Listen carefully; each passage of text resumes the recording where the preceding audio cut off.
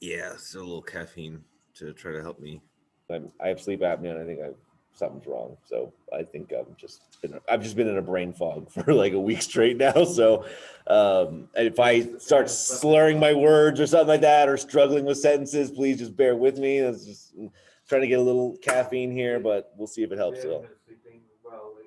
I mean, as far as I know, I have. I don't remember waking up or anything like that. But that's the thing with sleep apnea. It's like you stop breathing in the middle of the night and you don't know what's happening, and so I don't know. I think I gotta. I know. Well, that's the thing. It's like, yeah. That's a fair point, I suppose.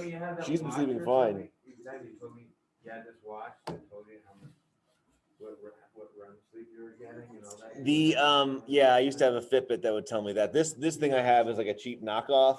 So it doesn't tell me any of that stuff anymore. Sadly, it tells me some stuff about my sleep, but I don't really pay attention to it, to be perfectly honest. It's not that helpful. Not this one anyway. Um, but anyway, with those disclaimers out in the here we go. Mara's just entering now. Let me admit her in here. Great. Well, that brings everybody in. So perfect. With that disclaimer, hey Mara, how you doing? Oh, hold on a second. I can't hear you. Can you hear me? I can't hear you at all. I said, yes, I forgot to unmute you. Chris is moving the car to let Morgan out. We had somebody here, a construction guy, and he went like over an hour. Oh, geez. Okay. Well, no worries. Glad you can make it remotely. Chris we're gonna get. He'll be right back. Okay. When he gets here, he gets here. It's no problem. We're gonna get started and tell everybody hello for us. Hello, them all. Hello, everybody. Yeah. All right. Let's pray and we'll get started. Lord, thank you for this evening again, for bringing us together again. Thank you for your word, and as always, Lord, we ask you that you would just guide our study tonight, that you would teach us from your word tonight, and that you would just help us to absorb it and to meditate on these things and to apply them to our lives however we can. So we lift this time to you. Praise in Jesus' name. Amen. Okay. So last week we were talking a little bit about the destruction of Babylon that's prophesied in the Bible. We're going to be talking a little bit more about that tonight. Like I said last time, I kind of wanted to do 18 and 17 together because they do go hand in hand in a lot of ways, but don't have that luxury because I'm not that quick. So here we are with 18. We're going to get through that tonight, and we'll see how long it takes us. But without further ado, let's just jump in and we'll talk about it. So 18:1. After this, I saw another angel coming down from heaven, having great authority, and the earth was made bright with his glory. And he called out with a mighty voice, "Fallen, fallen is Babylon the Great. She has become a dwelling place for demons, a haunt for every unclean spirit, a haunt for every clean bird, a haunt for every unclean and detestable beast. For all nations have drunk the wine of the passion of her sexual immorality, and the kings of the earth have committed immorality with her, and the merchants of the earth have grown rich from the power of her luxurious living." So let's stop here for a second. So when it says fallen is Babylon the Great, it's like a literary usage, whatever you want to call it. Like I said, I'm struggling with words today, so there it is. Here we are, struggling already. But it's like a literary device that kind of indicates that whatever's happening happens very quickly and kind of suddenly. And we'll talk more about that shortly. A few things to kind of break down here. So the word for haunt, where it says that Babylon has become a dwelling place for demons, a haunt for every unclean spirit. The word haunt is, and I'm probably going to butcher the Greek here, but phylake, Phyllake. Some versions actually translate that word as prison, but it seems to more accurately translate to like a guard or a watch. So I guess haunt in a certain sense, but haunt usually think of like a ghost or something like that. But these creatures are kind of occupying the space here, and anyway, and they're kind of in charge of it more or less. So the word for passion is a word I do also want to highlight here. So in verse 3, where it says that all the nations have drunk the wine of the passion for sexual morality, that word for passion is thymos. which can mean, well, I'm just going to read them straight from my notes here because it'll make more sense that way, but could be passion, could be like anger, you know, something like that. Not necessarily like passion in like a romantic sense, some of that, but like strong emotions. Okay. It says my internet connection is unstable. Well, hopefully that fixes. Are you okay? Are you having trouble seeing me? You froze for a minute there. Okay. It looks like Hopefully it'll be all right. all right. I hope it looks like it's stabilized. So hopefully, I don't know. If we keep having this issue, I'll try to do something about the Wi-Fi. But okay. So coming back to this word, thymos. One of the other things that it can mean, and I kind of take it this way. So it can also mean like wine of passion or inflaming wine, which either drives the drinker mad or kills him with its strength. Okay. Considering that it also uses the word wine here, that you know, they have drunk the wine of the passion for sexual morality, I would probably more translate it that way. Right there. That the people who are basically partaking of this have basically gone mad and it's killing them, basically. And so that seems to make a lot of sense, particularly when we see some of the things that are going on in the world around us today, how literally people just like don't make sense anymore. You know, it's so funny. I remember you guys are probably familiar with the fable of the emperor and the new clothes, right? His new clothes. I mean, if I tell you a story, you'll probably remember it. So, you know, there's this emperor, he's very vain, and this guy who's basically a charlatan, he comes and says, hey, I can make you these magical clothes that only like the very wise can see. And so if you can't see the clothes, well, guess what? That means you're an idiot and you shouldn't be around, right? So, and the whole time he's like, you know, weaving, he's not doing anything. There's nothing there. But everybody kind of plays along, like, oh yeah, look, that looks beautiful, right? Wow, because they don't want to be looked as an idiot. And then all of a sudden, you know, he decides to take a parade with his new clothes, and he's naked, and a little kid pops up and says, "Hey, why is the emperor not wearing any clothes?" Right? And that's when everybody realizes, "Oh shoot, yeah, like it's very obvious." But you know what I mean? It's crazy because like that. You look at a story like that and you think, yeah, right, that's kind of extreme, right? Like nobody could ever believe something that ridiculous. And then I see what people are believing today. I'm like, oh my gosh, like it's that ridiculous. Like literally people with their own two lips are going around saying that there's no difference between men and women, that they're exactly the same. It's like, have you met a man and a woman? Like, is that a thing that you've come across before? Because I'm pretty sure there's some differences. Like obviously men and women are more the same than they are different, but there are differences, and those are pretty significant differences. Like, you know, some people can literally carry a baby inside of them, you know what I mean? And like others cannot. It's just, listen, just the way it is. So anyway, we're living in an age today where, yeah, I would say that people are mad in a lot of different ways. And a lot of this stems from like postmodernism, which is, you know, basically the belief or disbelief in any sort of sense of truth, which in itself is circular reasoning and falls apart instantly, but whatever. Don't let that stop you, right? But anyway, yeah, so anyway, and a lot of this is related to sin as well. You know, sin leads to, like, you know, in the book of Romans, Paul says that God gives them over to a debased mind, like a mind that literally doesn't work anymore. And that seems to be what these people are going through as well. And so, again, when you look at our modern era and our modern day of what's going on around us, like, that doesn't seem that far-fetched at all. It seems, you know, like actually this thing's could be very close. So another thing I want to highlight here in verse 3, kings of the earth, there's two groups of people here, the kings of the earth and the merchants of the earth. Now, when we think kings, we usually think, okay, guy with a crown, maybe a robe and a scepter. And when we think of like a merchant, I don't know, I always think of like that scene in Aladdin where Jasmine's walking around and like, sugar dates and figs, you know what I mean? Like, I don't know, it's like people in robes and they're weighing, you know, metals or coins, and you're like, oh, it's a merchant, right? Well, let's read this in a different way, right? For all the nations have drunk the wine of the passion of her sexual immorality, and the world leaders have committed immorality with her, and the businessmen of the earth have grown rich from the power of her luxurious living. Like you could literally swap those words in and out, and it, you know, gives you a kind of evokes a different imagery for us.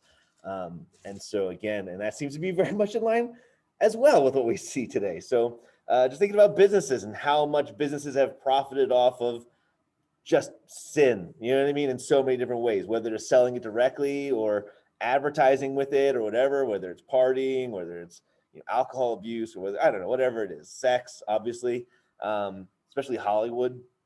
Some of these companies have gotten big, and not only that, but also I would even suggest maybe profiting off of the madness of that we were just talking about earlier as well. And furthermore, the world leaders, like one of the things that world or governments have come to realize is that, and this is known for a while, but crisis leads to an expansion of the government, more power being given to the government, more money being given to the governments at hand, because when there's a crisis, people want it taken care of. In order to be taken care of, you got to give the powers to somebody, right? And so particularly in like World War I, World War II, we saw massive expansions in the government because why? There are these catastrophic wars that were going on, millions of people were dying, and however, over time, they realized, oh, we don't need like a war. We can actually almost like manufacture crises, and a lot of that actually stems from, well, yeah, in a certain sense, not that they directly manufacture it, but by basically what it comes down to is sin. Sin manufactures crises in America, okay, or not just America, the world in general, okay. And this is one of the reasons too why we've seen such massive expansions to the government over the past century or so. It's not even because of the wars, oftentimes. It's usually because of other types of crisis. And of course, the answer is always, well, let's give more authority to the government. Let's give them more power over our lives. Let's give them more money. That seems to always be the answer. When obviously, honestly, a lot of times it's just, hey, listen, people, you need to get your lives together, one of the cases in point for me anyway is, and this may be controversial to some people, I suppose, but it's not controversial to me because I've seen it. But particularly like very impoverished communities, particularly like Hispanic communities, African American communities. So at our old church, every summer we would do this camp out in a place called Coatesville, and we would bus in kids. It's like it's primarily Black and Latinos, couple white kids thrown in the mix occasionally. Yeah, impoverished kids. They're in deep poverty. Okay, some of these kids have seen people killed before their very eyes, have gunshots going through their houses. Like this is, it's not what you call a nice neighborhood. Okay, I think LeBron James is from there actually. Now that I think of it, but anyway, that's neither here nor there. Where, from the Philadelphia? No, from Coatesville. It's a little bit out west from here. So it's like, I've heard of Coatesville, yeah. Yeah, it's LeBron James is from Coatesville. I believe so. Yeah. Huh, interesting. Yeah. So anyway, my sister would do this camp, and so I remember we did this in high school. So for 4 years she would go, and for 4 years my sister ended up getting the same little girl every week. So you'd pair up with a kid for the week, and you have camp all week, and there you go. And so after my sister got out of high school, she still kind of kept in touch with this little girl, and I remember she came over our house for like a week just to come visit and do whatever. Just it was a nice little experience for both of them. And my sister, I remember her telling me how she got to talk to her, and this girl, man, like she was just, one day she just started like sobbing because she started like talking about her home life. Basically, she had multiple brothers and sisters from multiple dads. She also had multiple half brothers and sisters from same dad, but other moms, and they lived in other places. And I remember my sister telling me how she just like broke down and talking about how her dad sees her other brothers and sisters more than she ever spends time with her, and asking, why does my dad love my other brothers and sisters more than me? And these kids are growing up in chaos. Okay. They're growing up in utter chaos. And what ends up happening? Well, they don't have proper role models. So who do they look to? They look to the entertainment industry. They look to kids that are slightly older than them, who also don't really have any wisdom. And what happens is the guys end up getting usually into some sort of like gang culture or something like that. And that ends up leading to them to impregnate other women, and then they get thrown in the jail. And this is the other thing. Like a lot of these kids, their dads are in jail. It's actually why this camp started. The guys who started this camp actually started with prison ministry, finding out that as they're talking to these guys in prison, they all have kids, and they're like, well, who's watching the kids? And then you have these girls who are basically just told, hey, listen, the way to make it in life is to have babies, because then you get money from the government, and don't just have them with one father. You get more money if you get multiple fathers involved. Okay, you get more money per kid, which is like the government basically incentivizing all this stuff, and it's bonkers. Like the fact that nobody talks about this is so out of control to me, but it highlights the fact that like That's how the African American community uses the government. well, it's not just them. It's not just them, right? I'm just saying this is one example. This is something I've seen this not just in Coatesville, in Philadelphia, and others. It's all over the place, okay? And you have these cycles, okay, of poverty where people get these. It starts with their kids, man. It's starting when they're kids, because they don't know what's up and what's down, and they don't have the proper role models to teach them how they should live their lives. So what happens? They just get caught right in the same thing, and happens over and over and over again. And for some reason, like nobody, you never hear any politicians ever talk about this, ever. It's always something else. And granted, there are other problems happening in the country. Don't get me wrong. There absolutely are. But man, this is the one. Like this is the destruction of the family, and the subsidizing of this cycle by the American people, by the government, basically. Like it just keeps it going perpetually. But think about unemployment though too. Like we can't, the agency and that, like all across the board, nobody wants to work because they would rather stay in unemployment. Yeah. And stay in that until it's done. Yeah. It's like, we could pay you more, and they're just like, nah, I'm good. Like, Yeah. No, I've heard lots of. stuck in that. Yeah, no, I've heard lots of cases where I have talked to other business people. Nobody wants to work. Well, it's like, hey, there's some companies where they, so we're getting some flooring done. I had to go pick up some flooring, and we were wondering, like, why is it taking so long for our flooring to come in? And the guys were basically saying, listen, it's the guys at the warehouse collect more from unemployment than we can even pay them. So they're not working. They're just getting paid by the government to not work, which is like, wait, what?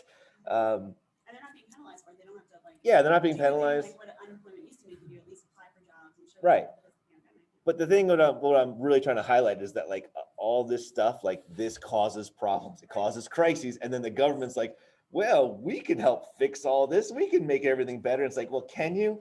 No, they can't, and they have no real interest in anything getting better, because as soon as things get better, we don't need the government anymore, and then they don't get the power. You know what I mean? Like it's just this vicious cycle. So And I'm thinking, where are these kids gonna look for love? They're not gonna get it from their mom. They're not Yeah. gonna get it from their dad. I remember my mom They're gonna actually. go on the street. Yeah. No, I remember my mom actually telling me when she went to go pick this little girl up. The girl, like, she knocks on the door, the girl's ready, she's got her suitcase, she's like, all right, let's go. And my mom's like, wait a minute, we should tell your mom. I've never even met your mom. Like, she's just letting you go to a stranger's house. Maybe I should at least talk to her. And she's like, okay. And she yells, mom, and my mom said all she could hear was like screaming. There's some guy in there, and they're just and there's just, it sounded like chaos in there. And eventually she just kind of like, this little girl just gave this look of like, let's just go. Like, Yeah. it's just, man, and this is what these kids are growing up in. And and they think like, oh, well, it's everything else. Like, no, like it's sin. Okay, sin is the main problem. And once we address that in our country, most of our other problems just go away overnight. Literally, like but until that's addressed, nothing's getting better. Okay, but as we're coming back to this, talking about the kings of the earth and stuff like that. Hey, they take advantage of sin 100%. And so do businesses, and they're gonna get their comeuppance is the point that I'm making. But anyway, all right, moving on. All right. Oh, a couple of things. Let's talk about Babylon here. So, the question at hand, and we kind of talked about this a little bit last week, is this, when it talks about Babylon, is it talking about literal Babylon, the literal city between the Tigris and the Euphrates, or is this something more metaphorical? Furthermore, there are prophecies in the Old Testament that talk about a destruction coming to Babylon, and there are some people who say that these prophecies have already been fulfilled. But we're going to take a look at some of these and kind of hopefully this will give us some information about these things that we're talking about. So Isaiah 13, he writes, "And Babylon, the glory of kingdoms, the splendor and pomp of the Chaldeans, will be like Sodom and Gomorrah when God overthrew them. It will never be inhabited or lived in for all generations. No Arab will pitch his tent there. No shepherds will make their flocks lie down there." Jeremiah also writes in Jeremiah 50, "Because of the wrath of the Lord, she shall not be inhabited, but shall be in utter desolation. Everyone who passes by Babylon shall be appalled and hiss because of all her wounds." So a couple of things to glean here. Babylon, going to be destroyed like Sodom and Gomorrah. How was Sodom and Gomorrah destroyed? One moment there's a couple of cities. The next minute, there ain't. They're just gone, just totally wiped off immediately. And the Bible says with fire and brimstone. And so, okay, suddenly and completely wiped off the face of the map. Okay, so that's the same way that Babylon's going to be destroyed. It also said nobody's going to live there anymore. Specifically, interestingly enough, here in Isaiah 13:20, it says no Arab will pitch his tent there. Where do the Arabs live? Well, in the Middle East, right? Saudi Arabia and around that area, which is right around the literal city of Babylon. Okay. So there's a couple of little clues there. Furthermore, Jeremiah 51, he writes, "I will repay Babylon and all the inhabitants of Chaldea before your very eyes for all the evil that they have done in Zion, declares the Lord. Behold, I am against you, O destroying mountain, declares the Lord, which destroys the whole earth. I will stretch out my hand against you and roll you down from the crags and make you a burnt mountain." Burnt mountain. Interesting. "No stone shall be taken from you for a corner, and no stone for a foundation, but you shall be a perpetual waste, declares the Lord." So a couple of things. That word for perpetual waste, it can also be translated, you will be desolate forever, indefinitely, to everlasting, something like that. All right. So for forever, it's going to be a wasteland. So going to be burnt, a burnt mountain, which is interesting. And one of the interesting things too, it says in verse 26, when it says that no stone shall be taken for a corner or for a foundation, it's basically saying none of the building materials are going to be used again, ever again. So some of the things I'm gleaning here is like, it sounds like some sort of nuclear bomb sort of situation, which would explain why nobody's living there anymore. It would also explain why none of the building materials are able to get reused again. And it kind of keeps going, actually. So Jeremiah 51 says, "How Babylon is taken, the praise of the whole earth seized. How Babylon has become a horror among the nations. The sea has come up on Babylon. She is covered with its tumultuous waves. Her cities have become a horror, a land of drought and desert, a land in which no one dwells and through which no son of man passes." So, so this word for horror is the word sama, which can also be translated like astonishment or desolation or waste. It can also be translated almost like as a byword. So a byword is like, it's like something that everybody recognizes. So like 9/11, for example. As soon as I say that, you know exactly what I'm talking about, right? It's like a byword, and it's like catastrophic. So similar to that, Babylon. So this seems to also say that not only will nobody live in it, but also nobody's even going to walk through it anymore. Nobody's going to pass in there anymore. And that would make a lot of sense, particularly if it was like a nuclear bomb or something like that, where there's irradiation, right? Because obviously if it's irradiated, it's dangerous to walk through, so nobody's going to go through there anymore. Something like that potentially. Like for instance, Chernobyl. I think we've talked about that in this study prior. Chernobyl is still radioactive, and it's going to be radioactive for like 1 million years or something stupid. The only reason that it hasn't destroyed the whole earth so far is because they literally put a giant cover around the entire building. It's huge. You actually should go check it out sometime. It's fascinating how they did it. They literally made this huge cover, put it on rails, and just slid it right over top. And in 100 years or so, they're gonna have to replace that. But for now, it's keeping the radiation inside. But if it wasn't there, the whole world would basically get destroyed from the radiation that's pouring out from Chernobyl. So fun little fact there. And it seems like there's some sort of similar thing going on here. Maybe it's irradiated for a very long time, so much so that people can't even go near it. So, so here's the question: has this sort of destruction happened to the city of Babylon? And the answer is, well, no, not really. Actually, here are some images of current day Babylon. So as we talked about, Saddam Hussein in the 80s started reconstructing Babylon. He kind of viewed himself as like spiritual successor to Nebuchadnezzar, something like that.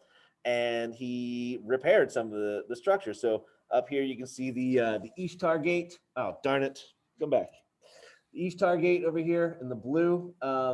There's a palace here as well that Saddam Hussein built, and some other structures that you can see here. Now, what's interesting is that a lot of these materials were original. They were left there, and the foundations have also been reused, which the Bible said is not going to happen. What? Is it Saudi? This is Iraq. This is actually in Iraq, yeah. So furthermore, people are living there right now. The Bible says when the judgment that's coming to Babylon is nobody's going to live there anymore. Nobody's even going to walk through it anymore, okay? So if you, there's I forget, somewhere, it's some museum in Britain, but they have what's called the Cylinder of Cyrus. He was the Medo-Persian leader who conquered Babylon, and he actually brags on that cylinder. It's that cylinder that he conquered Babylon without a battle. He took it without any loss of life, except for the king and some other guys. No destruction or anything like that. And it just literally passed hands. There's some people who try to make that these passages to reference that, but it's like none of it really lines up, right? Like it wasn't destroyed. Babylon did wear, a lot of battles were fought there, and it did kind of wear away over time, but it's still there, and a lot of it's been rebuilt. Okay, and it seems that The movie 300, is that time period? the movie 300 happens. Well, it's during the kind of the height of the Persian Empire, so it's a good ways after. After. Yeah, it's a good bit after. That's the Persians were in power in both cases, but that's a bit later. Yeah, by like, I think a few hundred years or so, or no, maybe not even a few hundred years. It happens a little bit after. I know that happens after. We'll just leave it at that for now. Okay, but so coming back to Babylon. So one of the things that a lot of people who study prophecy and who kind of don't take a lot of these prophecies super allegorically, take them more literally, have basically said, listen, Babylon's going to have to become a world player again at some point. And we're going to see as we continue on that Babylon's going to become like this place where all the wealthy and powerful and rich are living, and it becomes a place of trade. And that's not the case yet. Now, and this is one of the reasons why I do think that it's talking about literal Babylon here. I don't think that it's metaphorical for something else. I think that the literal city of Babylon in Iraq is going to be destroyed. And I think it's going to become prominent. Now, here's the thing. So let's give another example. So so Israel, okay, after Jesus, dies, rises again, and leaves, about 30, 40 years later, Jerusalem gets sieged by the Romans. It gets sacked and it gets destroyed. And the Romans at that point were tired of Israel. They're tired of the Jews giving them problems. So they said, okay, we're not going to deal with this anymore. We are just we're going to eradicate Jerusalem, and we're going to scatter all the Jews throughout the world. Okay. And we're basically going to rename the land, and there we go. No more Israel. And so for almost 2,000 years, that was the case. The Jews were scattered throughout the world. They still, were in pockets, but they didn't have their own country anymore. And for a very long time, people read some of the prophecies that were in the Bible that were speaking about Israel being significant in the end times. And they said, well, wait a minute. How does that work? Because Israel's not a nation anymore. And so what they started to do was to allegorize it. They started saying, well, okay, when it says Israel, what they must really mean is the church. And they started saying things like, well, the promises that were made to Israel now pass on to the church. So we can look at it that way. And so Israel, it's allegorical. And when it says Israel, it really means the church. And yeah, but there were some people who, and they were considered fringe characters, who said, no, like the Bible seems pretty clear that it's Israel. Like you have to allegorize a lot of stuff to make it fit for the church, like a lot of stuff, because it starts talking about throne of David and all of this stuff. And it wasn't very comfortable with them. So like, no, what we think is that Israel is going to become a nation again. Now, those people usually laughed at, because like that's never happened before. Never in the history of humanity has a nation been scattered throughout the earth and then came back and formed their own nation again. That's never happened in the history of mankind, and it happened right after World War II, as we're all familiar with. That's one of the things Israel has always been a nation as long as I've been alive, so it's very easy for me to take that for granted. But it's crazy. Like, it would be like if the Lenape Indians came back today and like, you know what? Actually, we'd like to have New Jersey back, and we were like, okay, sure. It's about the size of Israel. Sure, you can have New Jersey. It would be like that. You know what I mean? Like, they're what? Like, okay. So all that to say that the people who took those passages allegorically because they weren't comfortable with the idea of Israel not being in the land yet, like, they were wrong, because those prophecies were literally true, that Israel is going to come back together again. And here we are. So I think this is a similar situation that we see with Babylon. I think that while right now it seems kind of curious because it's not that prominent, there are some things that have happened recently. So obviously the Iraq War, Saddam Hussein is no longer in power. There are some pipelines, oil pipelines, natural gas pipelines that run right through Babylon, weirdly enough.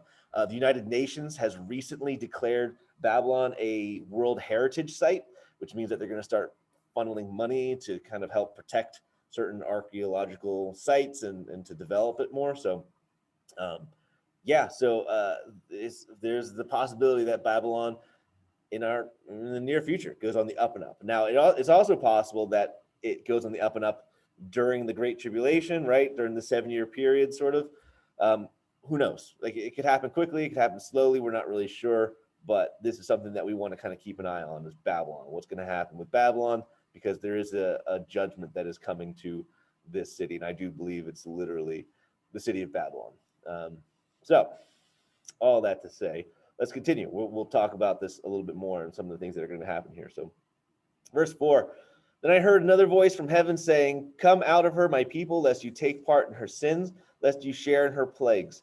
For her sins are heaped high as heaven, and God has remembered her iniquities. Pay her back as she herself has paid back others, and repay her double for her deeds. Mix a double portion for her in the cup she mixed. So God is dealing out a judgment to her that is proportionate to her deeds, essentially, is what it boils down to. And the people that follow after God during this time are called to get out of her. And it's interesting too, because that seems to very much parallel, again, Sodom and Gomorrah, where the only people who survived that were Lot and his family. And of course, his wife got turned into a pillar of salt. So, she didn't quite make it, but Lot and his 2 daughters ended up surviving, being called out of the city. So before they got destroyed. So similar sort of thing going on here, it seems. Verse 7, as she glorified herself and lived in luxury, so give her a like measure of torment and mourning, since in her heart she says, I sit as a queen, I am no widow, and mourning I shall never see. For this reason her plagues will come in a single day, death and mourning and famine, and she will be burned up with fire. For mighty is the Lord God who has judged her. So one of the other clues that we get about this, what's going on with this city, Babylon, whatever you call it, and we've also, in previous chapters, she's called the great prostitute that rides the beast. Interesting, she says, I sit as a queen and I am no widow, and mourning I shall never see. So, when she says she's a queen, but she's not a widow, well, is there a king? Like, who's the king? And is the king alive, or is she just like, what's going on there exactly? Hard to say. Now, the thing is that she sees herself as being in a point of privilege, of authority, and never going to see bad times. It's interesting that she said, I am no widow. It seems to be almost in contrast with Israel, who Israel is described by God as being like widowed and divorced. What's that? You lost me. Said she. The queen? This is Babylon we're talking about still. Yeah, we're still talking about Babylon here. Now, I think Babylon too, I think it's, again, I think it's more than just the city itself. I think there's going to be some sort of religious, what do you want to call it, organization or something like that. And I think it's going to be a conglomeration of a lot of different paganistic, religious systems that kind of unite and ultimately see their judgment. But, we'll see, I suppose. But yeah, so anyway, now well, do I want to talk about that now? No, we'll save that for later. We'll save that for later. Well, no, let's talk about it now. So she sits as a queen. I am no widow. So a couple of things we talked about, how she's wearing scarlet and she's wearing purple. She's decked out in all these jewels, and we saw that in the previous chapter. We'll see it again, and I think in this chapter as well. Who is she exactly? And so one of the other things I want to talk about too. So we talked about like some conjectures about what's going to be going on during the Great Tribulation. One of the other things that people sometimes conjecture about is the role of Islam in these events. Okay, there are some good scholars who believe, like, so I kind of lean more on the alien thing, largely because we're seeing it happen a lot right now. Like just recently, more footage got leaked from the Navy, these flying pyramids in the sky, basically, just like, okay, it's a little weird. And the Bible talks about how there's going to be signs in the heavens and things like that, so it's hard for me not to like connect those two things. But there are other people who think that no, this is actually the end time is going to be largely an Islamic sort of thing, and that's a possibility. So one of the things we need to understand is that there are Muslim people, I don't know what else to call them, characters, actors, okay, who want to see Islam conquer the whole world basically. Everybody becomes Islamic. Same way the Christians. It's one of the biggest growing religions in the world still. It's one of the largest religions in the world. It's the fastest growing enforced religion in the world. Let's put it that way. Now, here's the thing. Back around early 2000s, you guys are familiar with 9/11, obviously, and Al Qaeda, Osama bin Laden. I was at Montgomery County Community College for 9/11. Yeah, I was in high school when it happened, and so there were people. So they were trying to strike at the West, trying to bring down the economic system and all of that stuff. There is a belief that there's going to someday be this world caliphate, which is like an empire. It's going to be Islamic. They also believe that Jesus is actually going to come back someday, and he's going to be, basically they're going to be killing Jews and Christians and anybody who doesn't adopt Islam as their belief system. They believe that's all happening in time, but they also believe that it's going to take, it's going to come at a time of chaos. And so there are people who are trying to make that happen. So there were actors basically who were trying to push an Islamic agenda through violence, basically. Okay. Now, what happened when they started doing that was that they were met by violence from the West, from America, from other European countries, and a lot of people died, and it wasn't very pleasant, and it actually probably set them back a lot further than they thought was going to happen. Now, during this time, the past 10 years or 20 years, whatever it's been, other Islamic leaders have stepped up and said, wait a minute, we want the same thing too. We want to see a world caliphate, but why are we doing it with violence? Like anytime we raise violence, we get met with violence. Well, we don't need to do this. If you look at birth rates, okay, in the West, in Europe, I think it's like 1 per household, and in America, it's like around 2 children per household. When Muslim families, I think it's like average is like 6. Okay, so there are leaders in the Islamic community who have come out and said, like, listen, we don't have to raise any violence at all. We gotta do is just give it time. Like we will outpopulate them in no time at all. And so there are people who believe that that's kind of like the end time scenario where people in the West get outpopulated by people who are Muslims essentially, and Islam is enforced. Okay, like it's not like you can just leave.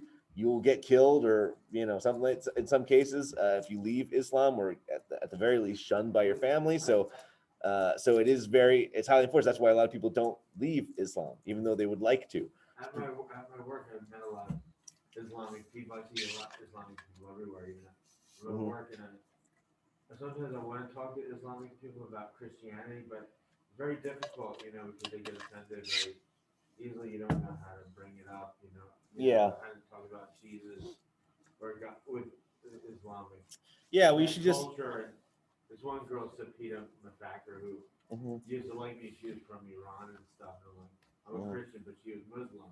And I probably told you about it. You might have, yeah. I think that sounds familiar. Sapita, yeah. Well, I think it's if you're gonna. Moved on now. She lives in Texas, Right. but- Well, I think the best thing to do is to ask questions and to you know, once you find out enough about it, you can start asking tougher questions. You know what I mean, and challenging it. So whatever. But it's That's hard to talk just in general about Christianity with the Muslims. I mean, well, yeah. I mean, if you're coming from two separate belief systems entirely, like I said, the best thing you can do is to try to ask them about their belief system. Yeah, 'cause I And think people want to know. It's just no one asks because it's always that like perception that they're too scared to ask, like which is what you're saying. Yeah. Like you actually do ask somebody, and then they end up opening up a lot. And yeah, and you know, when you start asking questions, it usually leads to more difficult questions, and sometimes that can lead to, okay, well, gee, I didn't know that, or I don't know the answer to that, and let me go look it up. And you know, I think that's probably the way to move forward, is just ask people about their worldview. And honestly, I feel like building a relationship too. These things, Yeah, you know, yeah, for sure. relationship first. But anyway, we're not going to get too much into apologetics and witnessing class here. So, but anyway, all this to say, there are some people who really view a lot of what's going on here with Babylon as it being Islamocentric. I've often thought too, because there are a lot of opinions about who was Babylon, who was the great prostitute, what does it mean exactly, and I for a long time have really thought that, okay, this seems very Islamic to me as well. There's a lot of parallels between paganism and how Islam came out of that, so that makes sense. And two, like, you know, a lot of the Muslim world, especially in the Middle East, is very antagonistic to Israel, which again, if that's what this phrase is kind of referring to, it says I'm no widow, that would make sense as well. But who knows? I've often thought, like, you know, there's you're familiar with Mecca, and that there's this rock basically there that supposedly fell from space that they No, only Mecca, I don't know. yeah, there's I forget what they call it now, but it's a rock. It's like a meteorite or something, and it's there, and that's where they all make the journey, their pilgrimage to. And some people have conjectured that, hey, like, I think they have like prophecies basically around that rock, that if that rock were to suddenly like be destroyed, like the religion of Islam would basically crumble, because there are certain passages that rely on that. And I don't know, I can't remember who I heard say that, but they said, like, if you just drop the nuke right on there and just vaporize that rock into a million little pieces, there you go. The problem of, you know, Islam is kind of gone. Now, I'm not saying that you should do that, but at the same time, when you see this judgment of Babylon, you have to wonder, like, something like that's going on there. I don't know. Just a conjecture. Something, I don't know. Hopefully get you guys thinking. But anyway, in verse 8 again, says this is going to happen in a single day, burned up with fire, all that stuff. Again, sounds very nuclear to me, but we'll find out, I suppose. Verse 9, and the kings of the earth who committed sexual immorality and lived in luxury with her will weep and wail over her when they see the smoke of her burning. They will stand afar off in fear of her torment and say, alas, alas, you great city, you mighty city Babylon, for in a single hour your judgment has come. And again, why are they standing afar off from the city? Well, radiation would kind of do that, wouldn't it? Yeah, all these kings, all these merchants, they're all benefiting from the situation that's going on here in Babylon. And who knows, maybe what's going on there? Is it oil? Is it something else that's being sold out of here? Hard to say, but we do know that oil is a big factor in this section of the world, so maybe that's a big part of it. Nukes would take an hour too, wouldn't What's that? it? Nukes would take an hour. Well, when it says an hour, it's not necessarily like a literal like 60 minutes. Like, it's like a phrase, it's in a moment, basically. Yeah, your translation might say a single moment. It's just very quickly. Like, you gotta imagine, like, at the time when this is written, like, if you took all the Roman Empire, the entire armies, like, they couldn't destroy a whole city to that extent in 1 hour. Like, they didn't have the technology to do it. So, I think people probably just thought, okay, this is something just from God, like Sodom and Gomorrah, just. But technology has advanced, and we look at it today and we're like, wait a minute, we have the means of making that happen. It could just be God. It could just be God, like Sodom and Gomorrah all over again, just gone. But I don't know. I tend to see this as more of a nuclear event, but we'll find out. Verse 11, and the merchants of the earth weep and mourn for her, since no one buys their cargo anymore. Cargo of gold, silver, jewels, pearls, fine linen, purple cloth, silk, scarlet cloth, all kinds of scented wood, all kinds of articles of ivory, all kinds of articles of costly wood, bronze, iron, and marble, cinnamon, spice, incense, myrrh, frankincense, wine, oil, fine flour, wheat, cattle and sheep, horses and chariots, and slaves, that is, human souls. So all of these things are luxury goods. So these merchants are selling all this really expensive stuff, but now Babylon's gone, where evidently all some wealthy people were living, and now they have nobody to sell this stuff to. Some of this stuff we kind of look at and we're like, oh, cinnamon, no big deal. You can get that at, at the grocery store for a few bucks. Back in this time, that was a big deal. You had to get it from like some far off country, right? That wasn't something that you had stocked in your closet, your cabinet. Only the wealthiest of the wealthy had some of these things. And so that's the flavor. And it's interesting because, again, if you're going to take all this metaphorically or allegorically, like why this giant, grocery list of things here, you're going to try to allegorize every single one of these things. There's like 28 of them. Good luck. No, I think that this is literal. And I think that, there's a judgment coming to Babylon, and evidently it's going to be kind of like the new Dubai. You guys are familiar with Dubai. Like everybody that lives there is a millionaire. You have to have a ton of money to live in Dubai. What's that? My dad remembers dean of university. Yeah. He was dean of university there. He had a big office in Abu Dhabi and small office in Dubai. Yeah, but it's like there's all these royalty that lives there and super wealthy businessmen and things like that. What's it? A pyramid the size of the one in Egypt made out of oil cans. Out of oil cans? Yeah. They have one there? In Dubai, yeah, they have a huge Egyptian pyramid the size of the real one, the big one in Egypt, but it's all made of oil cans. Huh. Are they used oil cans that they made them out of? Well, I guess that's one way to use up some old oil cans, huh? Like, what do we do with these oil cans? Just make a pyramid out of them. All right, well, that's as good of idea as any, I guess. Everything was made out of gold. Yeah. I mean, like the things in the bathroom, the faucets, it's all gold. Wow. My dad's What if the hotel he put milk in? I gotta say, what if A what year and 7 months. I gotta say this stuff like this gets me thinking a little bit. And ski place Well, hold on.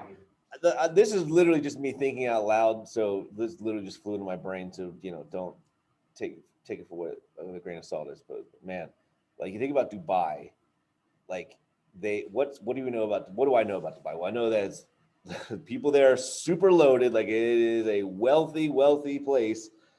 You gotta have tons of money to live there. I also know that the tallest structure in the world, human man-made structure, is in Dubai. It's that giant spire hotel thing or whatever it is. Yeah, my brother-in-law was up in there. Yeah, and you also have to wonder, like, the Tower of Babel, right? Like that was the largest structure made by man at the time. Just that's a little weird to me. I don't know. I'm not. I don't know. I'll have to think about that one some more. You start to wonder though, like. Do we know where that Babylon is where, you know what I mean? Like, what if that's actually where Babylon was? I don't know. Are they Arabs there? Yeah, they're mostly Arabic. Yep. And that would make sense too in the Arab world where so people get confused because they think that if you're in the Middle East, you're Arabic, and that's not the case. Arabs are basically on the Saudi Arabian Peninsula for the most part. So like Yemen, Oman, United Arab Emirates, Saudi Arabia, those are literally Arabs. Iraqis are not Arabs. Iranians are not Arabs. Jordanians are not Arabs. Palestinians are not Arabs. Okay, they're all separate people groups. So oftentimes, especially in the media, they just kind of say, "Oh, Arabs," and they're all Arabs. They're from the Middle East. They're Arabs, and that's not the case. So Qatar, I believe it is. Yeah. I don't know how they pronounce it. Maybe they pronounce it Qatar, but. Yeah, I believe that's Arabic as well. So, but yeah, the Saudi Peninsula is mostly where the Saudi Arabian Peninsula, where the Arabs mostly are. So, anyway, all right. Well, let's continue. Where's my mouse here? Okay.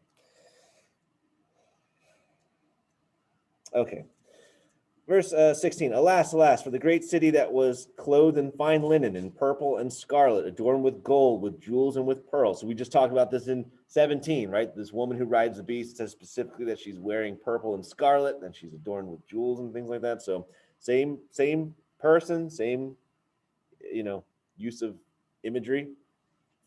For in a single hour, all this wealth has been laid waste, and all shipmasters and seafaring men, sailors, and all whose trade is on the sea stood far off, and cried out as they saw the smoke of her burning. What city was like the great city? So again, these men who are just, seafaring merchants basically are also upset that this city is gone because their source of income is now gone as well. Okay.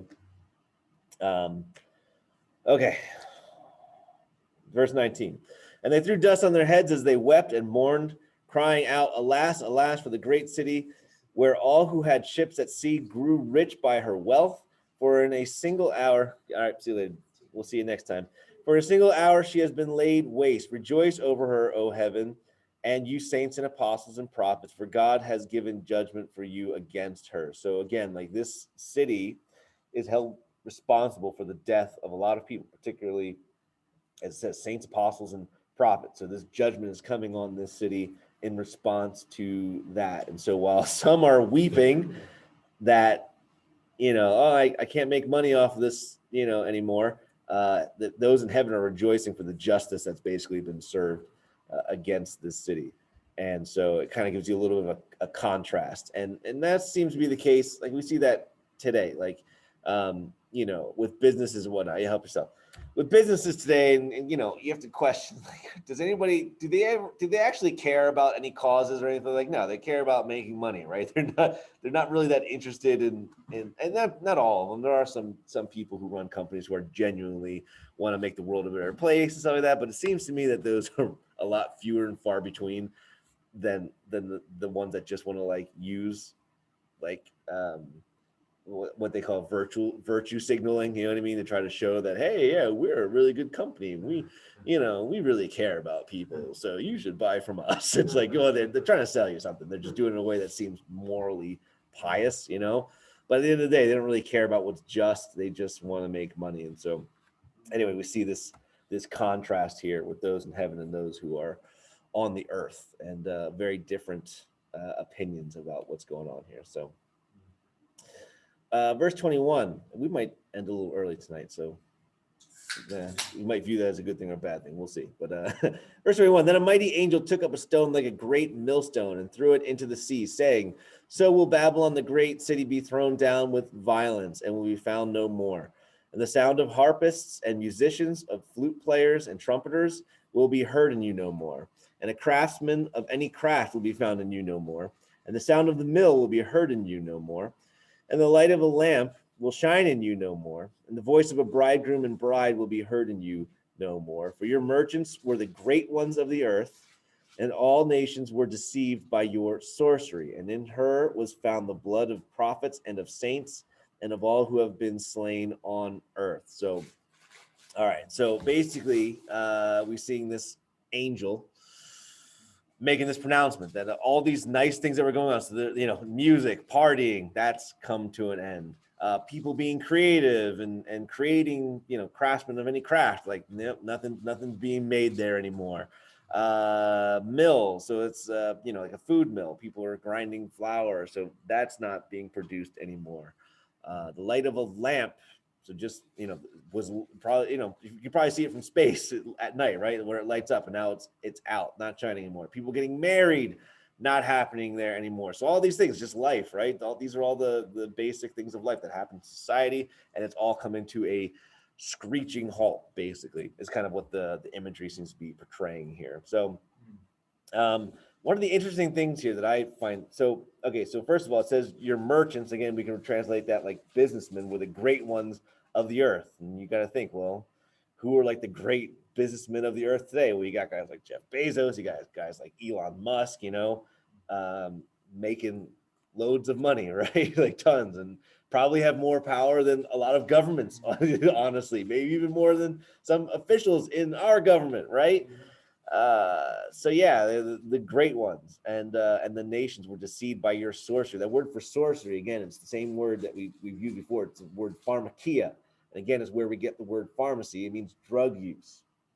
So it seems like also it's possible that there is something being produced in the city that everybody's buying, and it may very well be drug related. So one of the things that, whether you're aware or not, drugs, it's like a multi-billion dollar industry in the world, maybe $1 trillion. I don't even know.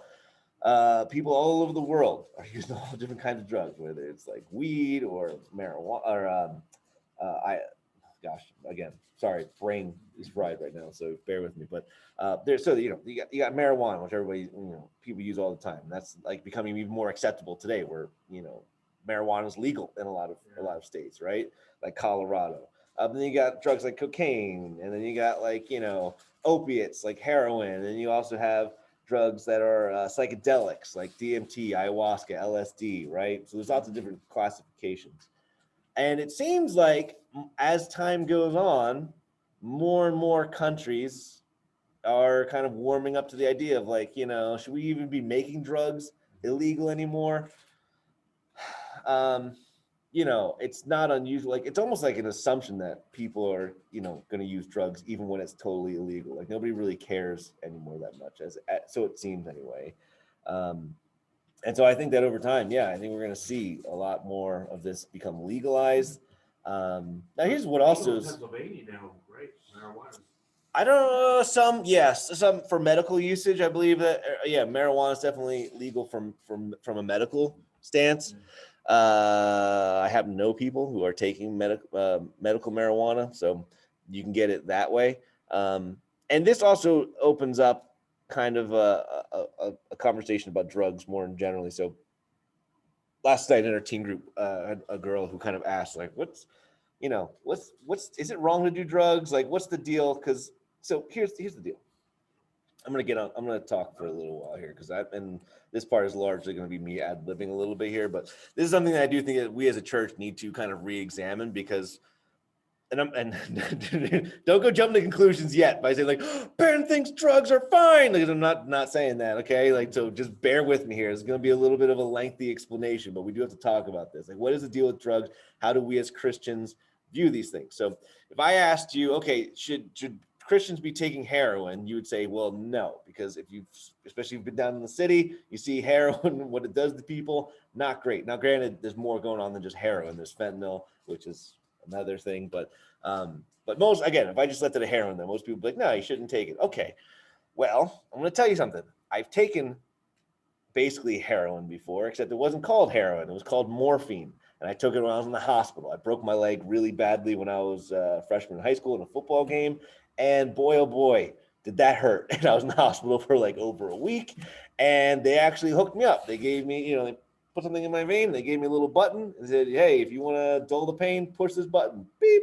And goes into me. And well, I can't say it really helped that much, to be honest. It was really weird. Like So heroin's based out of morphine's based out of heroin. Well, heroin and morphine are basically chemically identical in basically the same drug. They're both opiates. Now nobody would look at me and say, well, Ben, you've taken heroin. Like, no, like even my pastors were coming in and being like, hey, yeah, man. Like they didn't say anything because I was writhing in pain. It helped a little. There was a use for it. Yeah, there was a purpose to it that was medical and right. So there's that. But here's the point that I'm really trying to get at is like it's so it clearly is not simply the chemical itself, right? The opiate itself. There's something else going on there. Like what is it? And you can say this about a lot, like marijuana. Okay, so there are people who take it, they smoke it, it's recreational, or they eat it or whatever, and there are people who take it for medical reasons. I saw a video. I don't know how valid it was because it was on the internet, so you have to be careful what you trust on the internet. But I remember watching this video of this guy who had Parkinson's disease, and he's literally like, his hands are shaking, and they gave him a cigarette of marijuana, and he takes it and like almost instantly stops shaking, just calm, and you think like, well, gee, I mean, that seems to be helping him, right? Like, it's hard to say that. What's that? Because of this imbalance I got going on, my mom wants me to try medical marijuana. Well, this is the thing. Yeah. So here's the thing. Like, there are different types of drugs, and they do different things, right? So some of them are just like they alter your mood. Okay. Some of them maybe they kill certain types of pain. Okay, and other ones and there's another classification of drugs that we call psychedelics, right? And these are the ones that I think that we as Christians particularly need to be aware of, because I feel like if there's one classification of drug that is wrong, okay, it's that one, because it's not just like there's no medical purpose to it. It doesn't really affect your mood per se. It's basically opening you up to a higher level of dimensionality. And what's so interesting is I listen to a lot of secular sources. I shouldn't say a lot. Some secular sources talk about this a lot. And they'll even admit as much. Like, yeah, this seems like you're going into some hyperdimensional reality, and they even talk about how they meet beings that live in this, reality, and like it seems like a dream, but at the same time, it's more real than life itself. And you hear people talking about this stuff, Is that and a good thing or a bad thing? So drugs, does that open you up to bad spiritual stuff? yeah, like especially the psychedelic ones, yeah, I'm gonna say those are opening you up to a spiritual realm that God. So sometimes I wonder if prior to the fall of mankind, the sin of mankind, like if we were already connected to that level of reality, and because of the fall, we're kind of disconnected from it. I kind of think that's the case, but I wouldn't land too hard on it. But I think that in our current state, yeah, like we are not equipped to be handling that type of spiritual reality. You know what I mean? Like it opens us up to things that God is trying to protect us from. So You're saying before the fall, we were connected or not? well, here's one of the interesting things. I think I might have talked about this before, but so you read the book of Genesis, right? Adam and Eve, they eat this fruit, and all of a sudden they realize that they're naked. So they were naked the whole time. They didn't know they were naked. They didn't before know that they ate were the fruit? naked. Yeah, and what are we going to say, that they were dumber before they had the fruit? Like that never really sat well with me. Like, that doesn't make any sense. What I think was going on was one of the things that people talk about when they're on some of these drugs, like LSD, like ayahuasca, or some other ones, is that oftentimes they'll see, it's almost like light covering things. You know what I mean? And they see things completely differently, like light emanating from people and things like that. So I think that it's very possible that Adam and Eve were like almost permanently in a state somewhat like that, and they were perceive in a higher level of dimensionality, and therefore when they looked at each other, it's almost like they were clothed in light. Like the Bible also talks about how we'll be clothed in light. They were naked. They couldn't see that they were naked. They were naked the whole time. They just couldn't see it because there's some kind of light that was kind of covering them essentially. And I think that was similar to. Another thought on that. Go ahead, Mara. I don't know if they didn't know that they were naked. I don't think that they knew that anything was wrong with what they were experiencing. Not that it's wrong to be naked, but I mean, like it didn't seem, there was no shame, right? There was no shame. It didn't seem natural. It was just at a natural state as the animals walking by in the trees there. They just were being. Yeah, that's possible, and there's some people who think that as well. I think this is the thing that I think in the book of Genesis, it literally said that they didn't know that they were naked. I believe it says that. I could be wrong. But there are passages in the Bible where it literally says they didn't know that they were naked. So if that's the case, I think so, but I'll look that up. yeah, we're definitely fact check me on that one. I'm always happy to be corrected. But anyway, I wouldn't land too hard on that one either. Anyway, Because I read it for my class. I don't know what theological points you're going to take away from that theory anyway, but hey, it's kind of, I don't know. I kind of think about that sometimes, but. So this is before the fall. Well, I think it's, yeah, sometime in I think Genesis So it would 2 or be- 3, it would mention it. I'm not exactly sure which. You'd have Well, to the fall's go through it. chapter 3, so it would be before. Yeah, I think creation is 1 and 2, and the fall is basically maybe 2 and 3, definitely 3. But Yeah, I didn't know where to read, but I'll read here. Go ahead. all right. So anyway, so back to drug use. So here's the thing. Let's talk about alcohol, because alcohol is a drug. Okay, it fits the classification. Heck, coffee fits the classification of a drug. Okay, yeah, no, and I drink coffee all the time, right? And that's the thing. It's like, Cigarettes. yeah, cigarettes. I mean, Advil. Like, that's the thing. It's like you can't say like drugs are categorically bad because we all take certain drugs, right? And here's the thing: they're not bad. Not all of them are bad, right? Even alcohol, for example. I was listening to a guy on YouTube. I should probably find it and put it in a link in the description. I'll see if I can do that. But Their eyes were open but and they knew basically- they were naked. That's- well, okay. So honestly, Mara was reading out loud, so I didn't want to interrupt. But No, go ahead. No. okay, but there's a guy who I watched. He has he literally did like a whole sermon just on the topic of alcohol. How do Christians think about alcohol? He pulled all of, like a variety of scriptures, a lot of scriptures throughout the Old Testament and the New Testament, which basically had two themes, right? The one theme we're very familiar with is that Both naked alcohol and can were lead not to some really ashamed. destructive things, and you got to, you know what I mean? Like, and so there's that, but also that alcohol was something that was designed by I God. was saying, and he was saying, Okay, the book of Ecclesiastes Solomon writes and he says, a little wine makes the heart merry.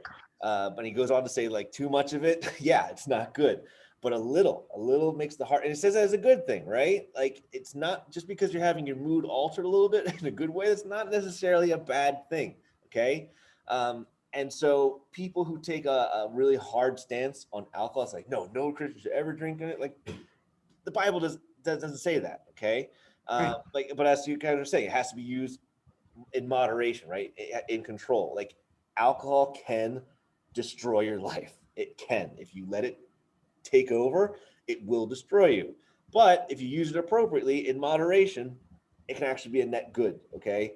In a lot of ways. Because maybe you just had a hard day, and you just want to, whatever. Like, who knows? Like, there's just, and having it affect your mood a little bit is not, it's not a bad thing.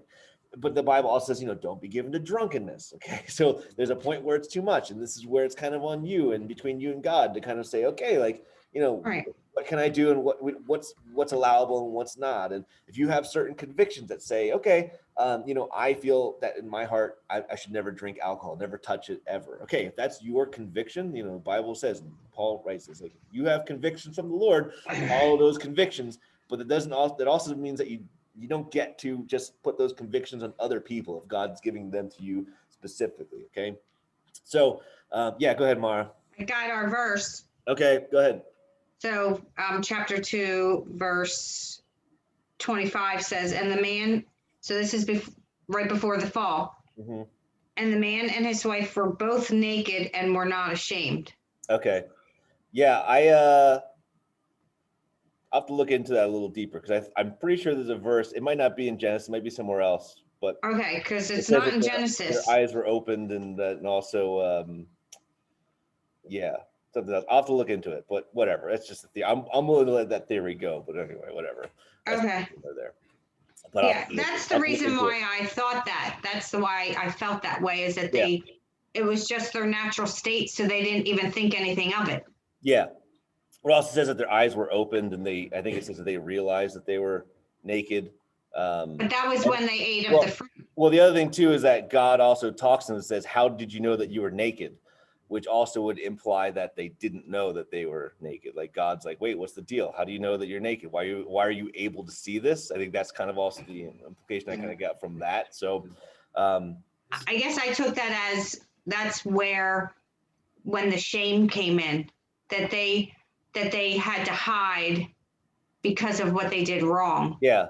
That knowledge of good and evil is what brought in this awareness of nakedness,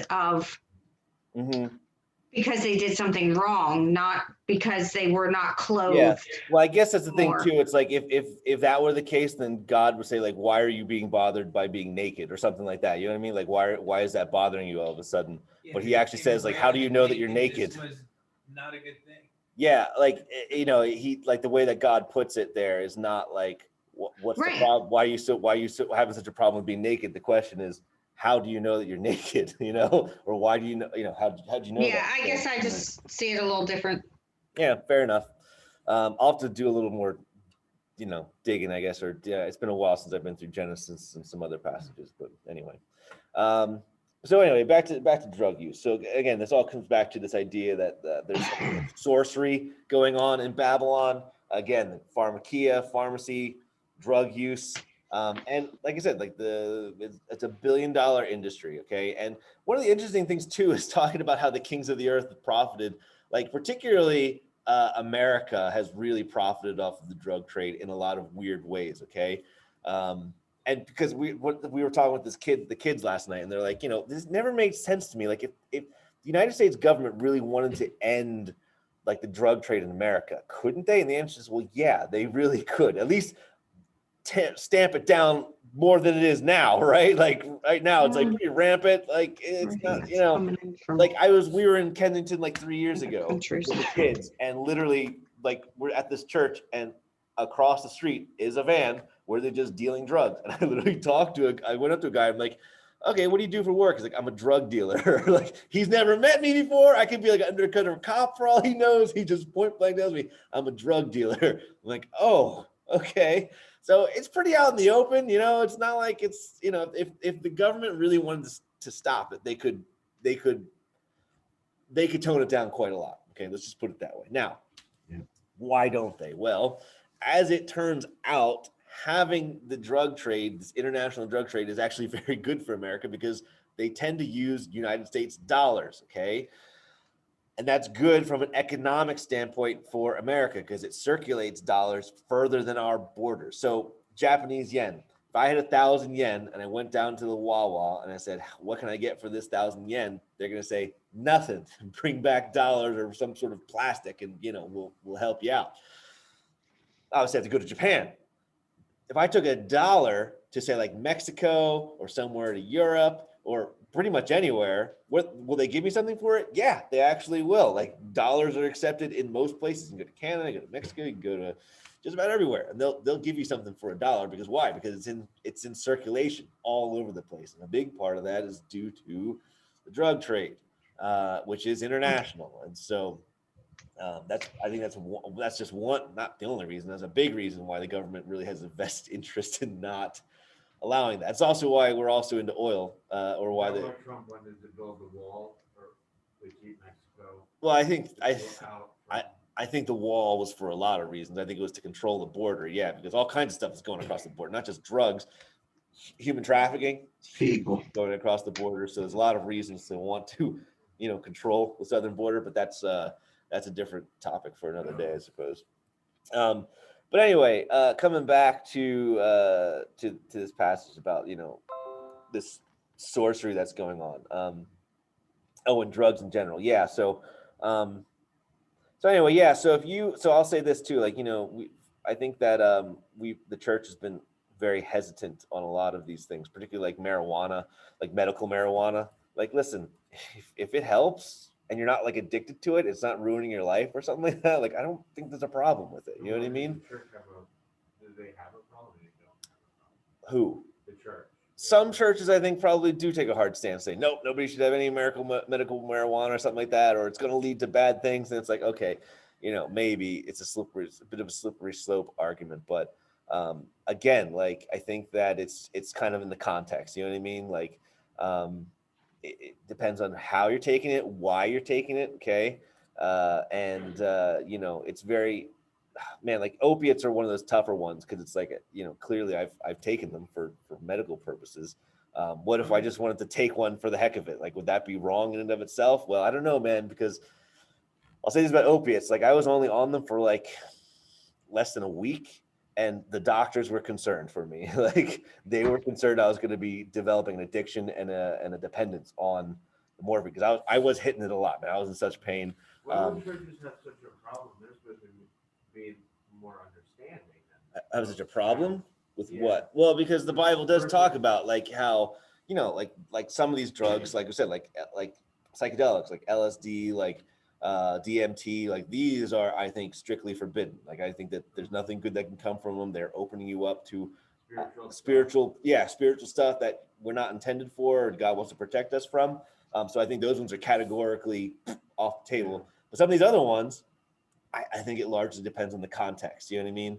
Now you can go down to Philly, go down to Kensington, and you find loads of people who are just completely dependent, addicted, and their lives are just destroyed because of drugs, okay? I've seen them. Like, they're literally people just like slumped over like zombies, standing in the street. It's bizarre.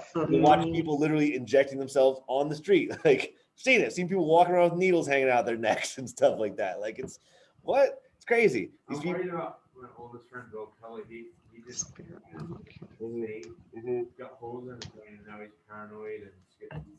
Yeah. Do you think that's I met a guy. that bad spirit is Well, I think that there are people who are also prone to, when you take these drugs, it messes up your brain. It can destroy your brain. I actually know a guy, same thing. He acquired schizophrenia because he abused drugs. Okay, so these things can have a very negative effect. I think this is why God is like, you know, has something to say about it, because it can destroy you, man. It really can. Destroyed this guy. Yeah.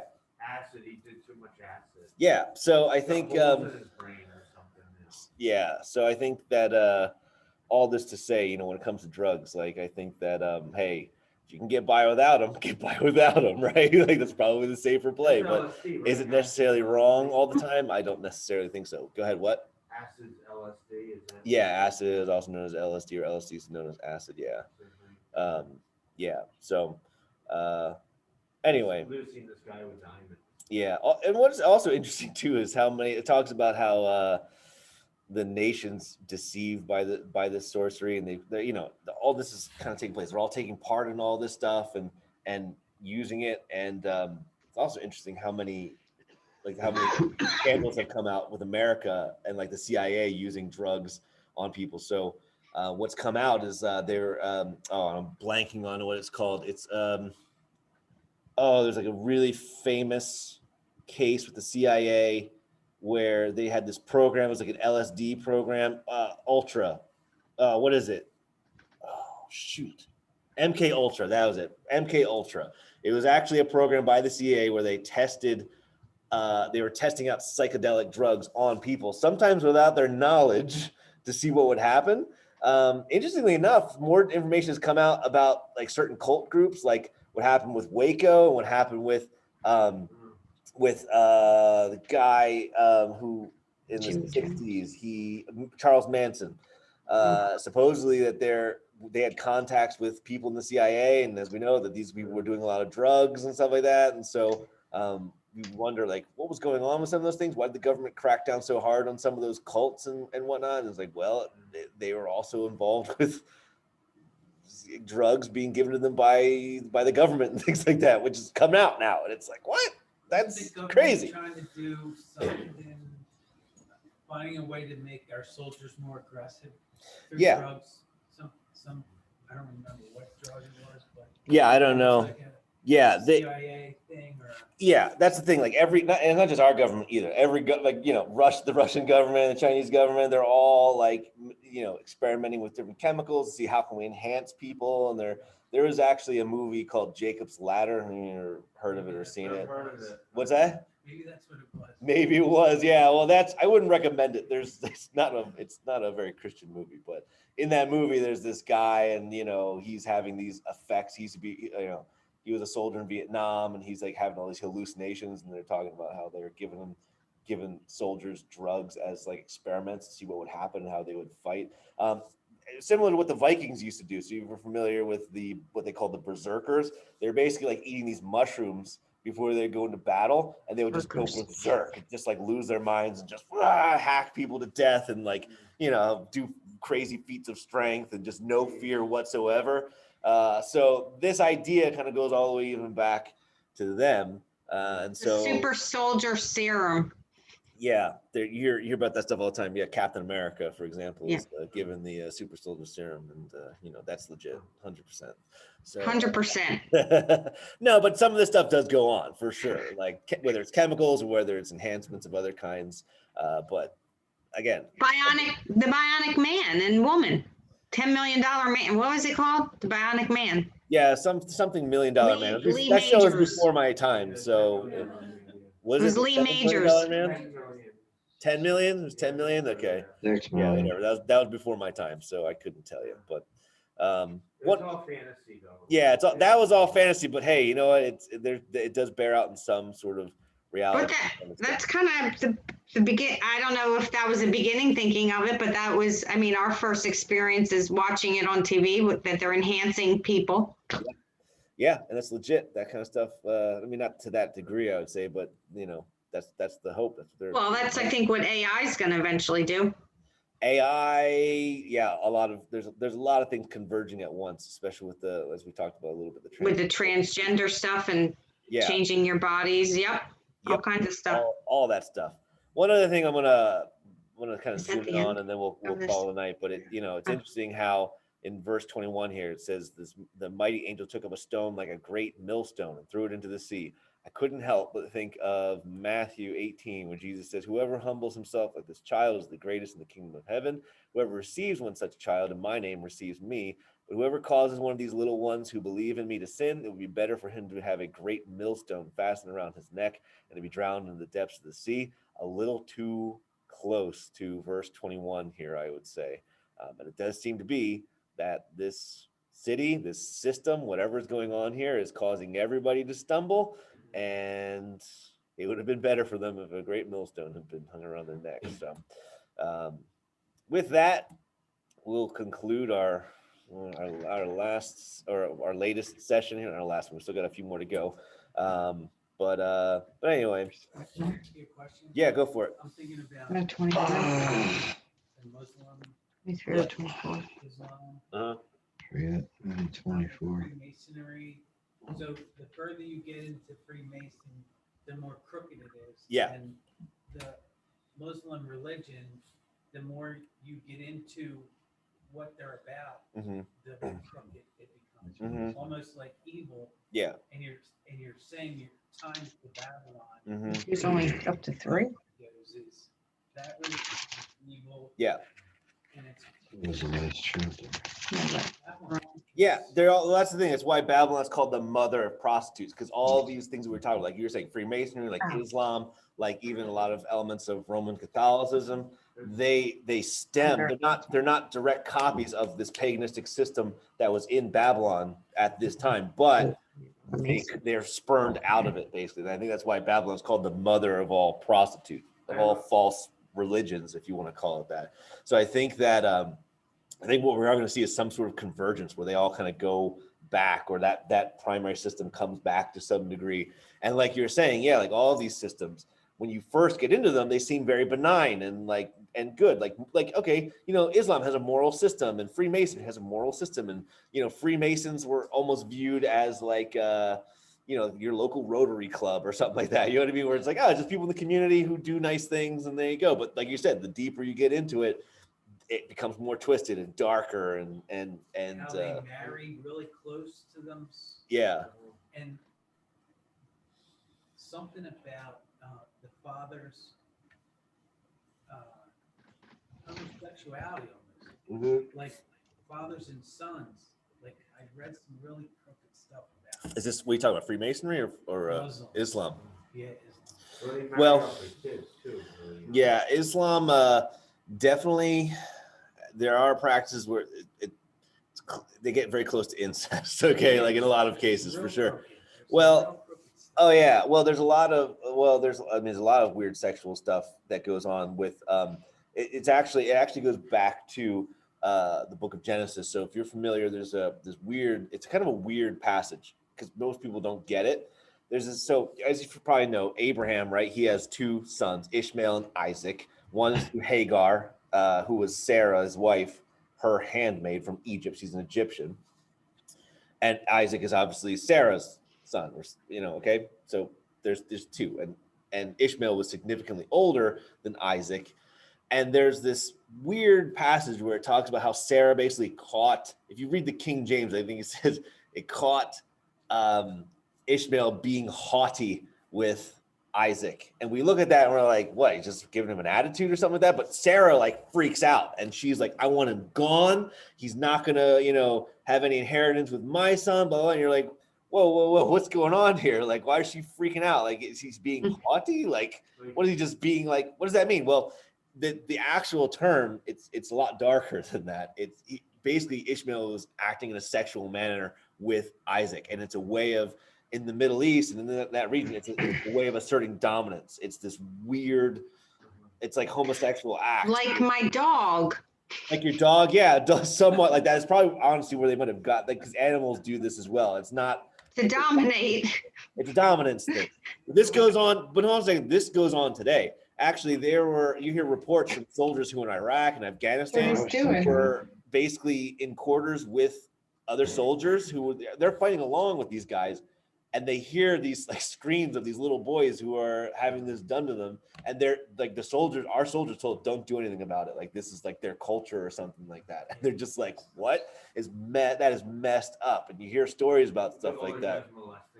Yeah, basically, yeah. It's evil. It's evil. It is evil. Yeah. And then, so when you see that in Genesis, you understand Sarah's reaction a lot better, right? But that stuff, like I said, that stuff still goes on today. Like, it's not like that was ancient times. Like, that's going on right now, which is But do the crazy. Muslims know about this, that Ishmael tried to have a relationship with It wasn't having a relationship. It wasn't like that. No, but a sexual kind of.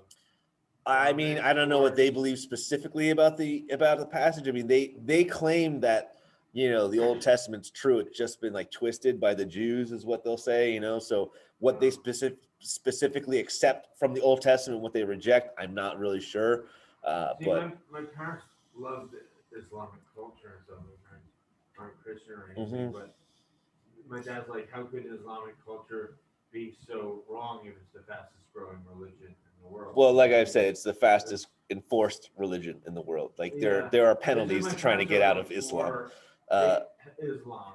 Well, listen, and this is to say Having too. 6 children per family. Well, here's the other thing too. I don't want to you know, I don't want to be like fear mongering either. Like it's not like all Muslims are like this. Christian putting down Muslim. What's that? My parents are upset at me being a Christian, looking down at Muslims as if their Well- religion is wrong. Well, it is wrong. Like, listen, listen. Every religion can be false, but they can't all be right. Okay. Yeah, If you're gonna believe that one's true, yeah. Well, that's the same as basically saying they're all wrong. Yeah. You know what I mean? So hey, Being you know, Christian, there's not much. That's why being a Christian, my Right. family's tough. But anyway, coming back, like I don't want to make people think like we gotta be scared of all Muslims or anything. Like, no, actually, most Muslims just want to live their lives in peace, and you know they have their beliefs, and that's that. And you know, most of them there's nothing to be afraid of. You know what I mean? But there are people. There There's a are. lot of ignorance going on. Yeah, you know, for a lot of them anyway. You talk. I've talked to some Muslims, especially down in Philly. Like we done outreaches down in with churches down there, and you run in the cities particularly. You run to a higher Muslim population. I talked to a guy one time. I was like, "What? So why are you Muslim? Why do you believe it? What do you believe and why?" And he's like, "I don't really know." I'm like, "Okay, well at least you're honest, you know." But that's not all of them. You know, some of them are more well versed with what they believe and whatnot. Yeah, But anyway, I don't know what to say when my parents get on me about saying that the Muslim religion is wrong. I'd just say what I say to you. All religions can be wrong, but they can't all be right. So Yeah. that's the thing. Well, here's one of the things that we also need to talk about, and we're at the end of our time, so I don't want to talk about it too long. But I think that too often in our conversations with people, like there's almost like this idea that like, well, there's religious people, and then there's people who are irreligious, or who aren't religious, and it's like, well, okay, yeah, some people are a part of an organized religion, and some people aren't, but what we need to start talking about is worldviews. Okay, everybody has a worldview, and yes, some people's worldviews like involve having a community with people who also believe that worldview, and maybe there's worship involved, and maybe there's a set of beliefs and things like that, and maybe there's a place you even meet up. So yes, some worldviews entail that, and some don't. But everybody has a worldview, and every worldview is based on faith, every single one. And so anybody who thinks like, well, I'm not religious, so therefore I don't have a faith, it's like, no, you do. Like, if you gave me a second to just probe a little bit, I can very quickly highlight where you have some serious faith. So for example, the atheists, you have to believe that the whole world came into existence from nothing, not just matter and energy, but laws of physics and mathematics and things like that. Like, how does that happen? How does that happen? Like from nothing, like you're gonna have to explain that to me. And there is no explanation. All right, you take that on faith. You take it on faith that there is some explanation somewhere, and you're gonna find it someday, even though it defies all logic and everything we know about how the world works and things like that. Okay, like you can believe that if you want, but make no mistake, you believe it. It's based on faith. Okay, and this is what's so critical. Like every worldview comes down to 4 basic questions, which are fundamental, right? Origin, meaning, morality, destiny. Origin, where do we come from? How did we get here? Meaning, what's the point of life? Why are we here? Morality, how do we live life? What's right? What's wrong? And destiny, what happens to us when we die? Where is this all headed? Every competent worldview will answer those 4 questions. And as it turns out, the ones that answer them best usually are religious worldviews.